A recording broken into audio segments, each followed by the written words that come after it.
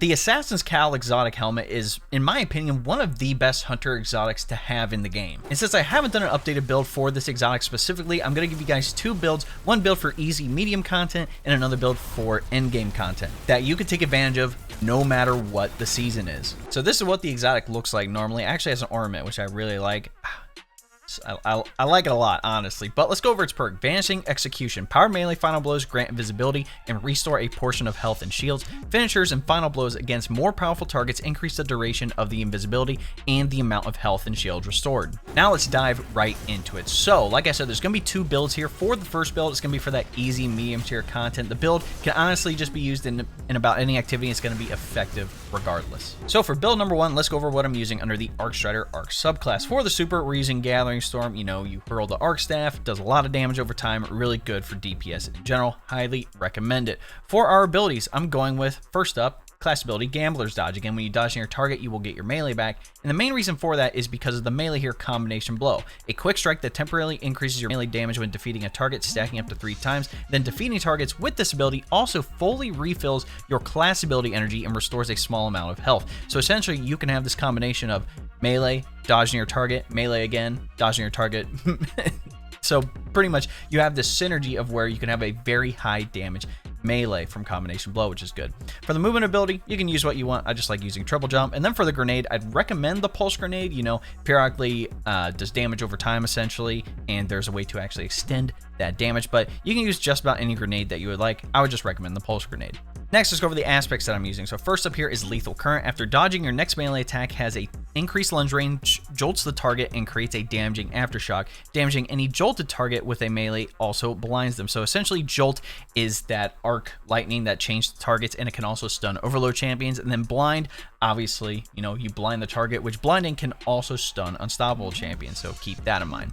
The other aspect we're using is Flow State. Defeating a jolted target makes you amplified. While you're amplified, your dodge recharges more quickly, you are more resilient while dodging, and your reload speed is greatly increased. And essentially amplified, your movement speed, weapon handling are greatly increased. After sprinting for a short time, your movement speed is further increased, and then rapidly defeating targets with arc damage makes you amplified. So it could be arc weapons or arc abilities, and since we're going to be taking advantage of those arc abilities and being able to jolt targets, you're going to be able to become amplified pretty easily. Now for the fragments here, I'd recommend Spark of Resistance. While surrounded by combatants, you are more resistant to incoming damage, plus 10 to strength. Next up, Spark of Feedback. Taking melee damage briefly increases your outgoing melee damage, plus 10 to resilience. These kind of coincide since we're going to be near targets anyway, and if we get meleeed by a target, we get, you know, more damage resistance on top of being able to do more melee damage with Combination Blow. So again, that's a little bit of a benefit right there.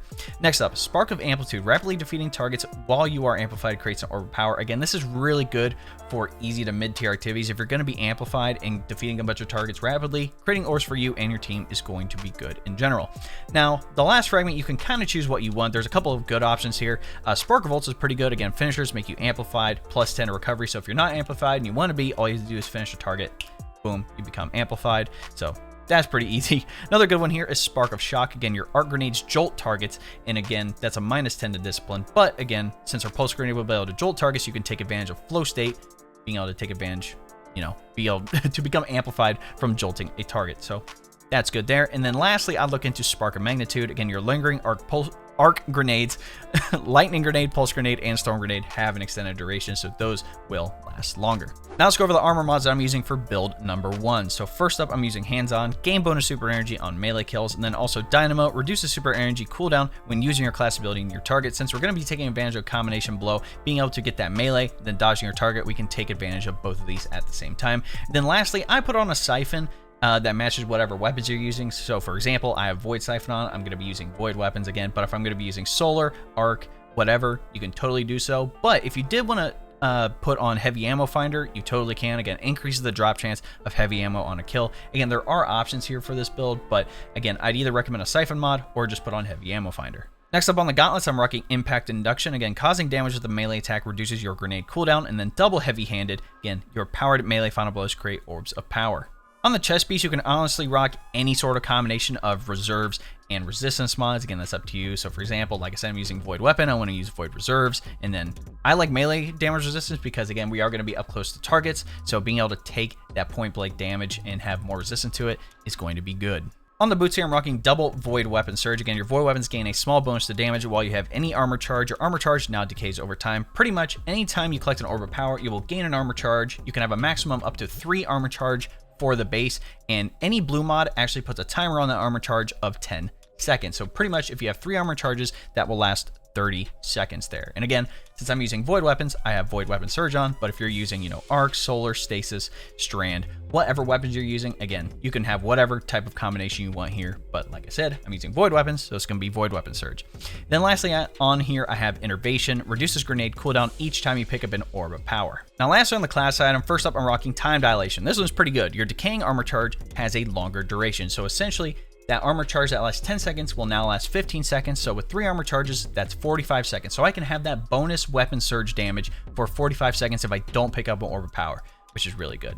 Next up, Reaper. After using your class ability, your next weapon final blow spawns an Orb of Power. And then Bomber reduces grenade cooldown when using your class ability. Now I would totally dive into build number 1 synergy here, but like I said, this is for easy medium tier content. Essentially, when using this build, you're going to be creating a lot of Orbs of Power for you and your teammates. You're going to have a very powerful melee with the combination blow paired with the Gambler's Dodge, and be able to use that on the helmet, again with hands-on and dynamo, getting your super back even faster. Any powered melee kills make you invisible and give you healing. Same thing with finishers, even if there are champions. Again, just have the associated weapons with the champion mods, or, you know, whatever effects. Like I said, being able to jolt and blind targets with this as well can stun, overload, and unstoppable champions, so there are those options there. But essentially, if you're going to be using this build just for, you know, easy activities, stuff that's not endgame, you're going to destroy with this regardless of what you do. There's no crazy combination, there's no crazy setup, it's just good for those activities. Now let's dive into build number 2. So first up, again, we're going to start with the Arc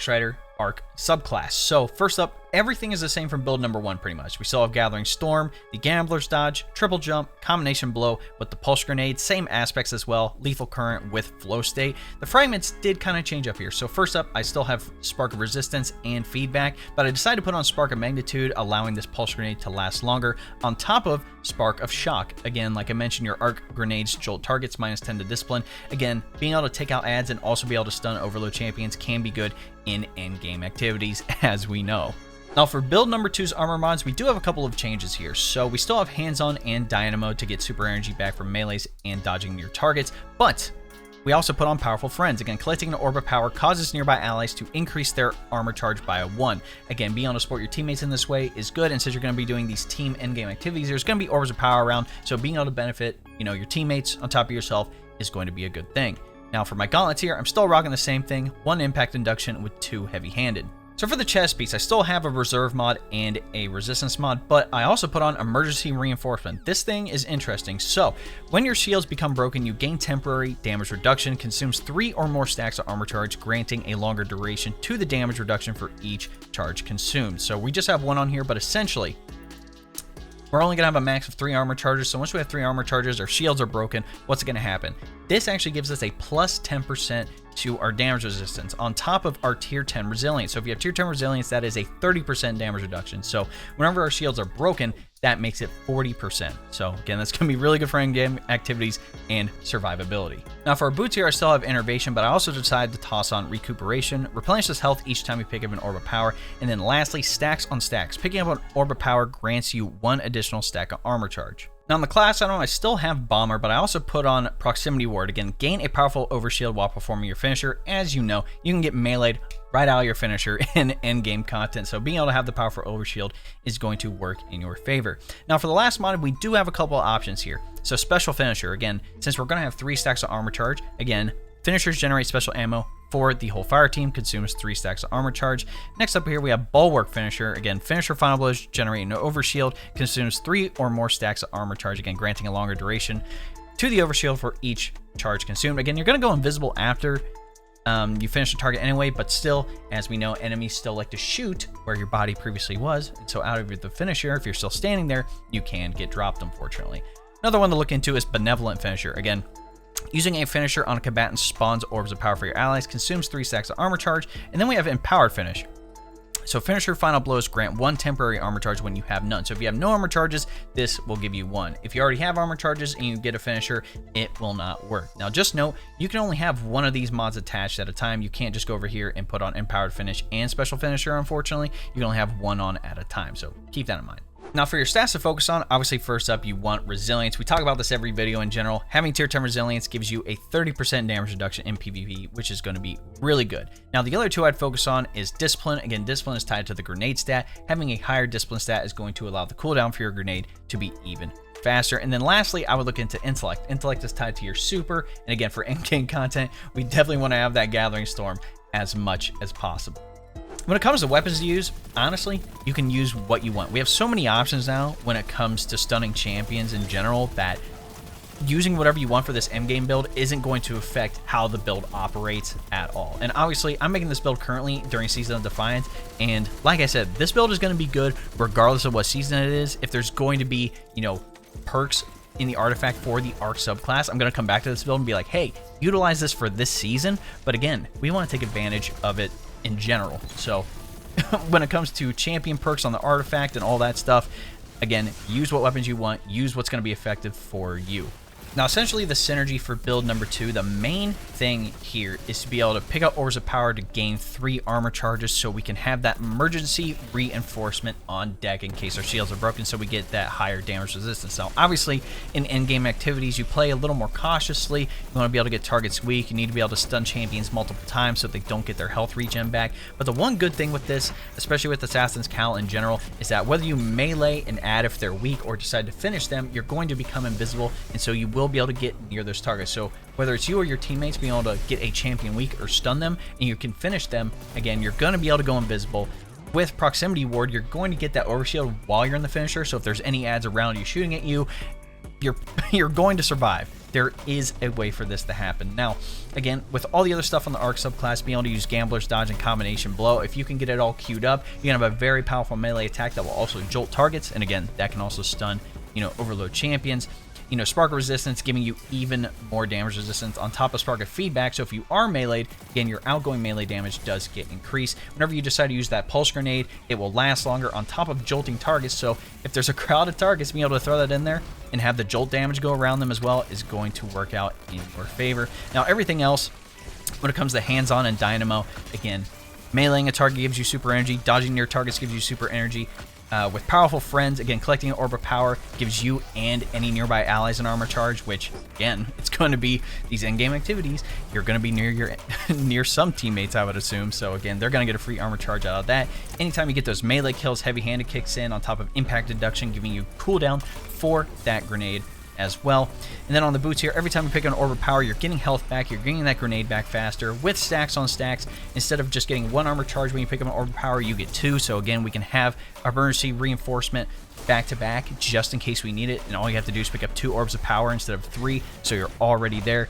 And again, depending on what finisher you use, special finisher, if you don't have special ammo, your teammates need special ammo. Again, obviously Arbalest for stunning, you know, anti-barrier champions, conditional finality is great for unstoppable champions. There's so many options when it comes to this that I've already mentioned that pretty much makes this build good when it comes to the melee front, the damage resistance front, and being able to go invisible so you can take out any any bad enemies, powerful enemies. But that, ladies and gentlemen, are my 2 Assassin's Cowl builds that you can use for just about any activity. Again, I'm going to put the dim links for both of these builds in the comments. So again, you can put on all the mods that I have, all the fragments aspects, all that other stuff. You can put on all the stuff and test it out for yourself. And let me know what you guys think. Again, if there's anything that you think I could have changed for either build, put those in the comments. I'm testing stuff out in this game all the time. So if you think I missed something, again, whether it's a, you know, a fragment, a weapon, whatever, something that you think could have gone well with this, again, just put in the comments.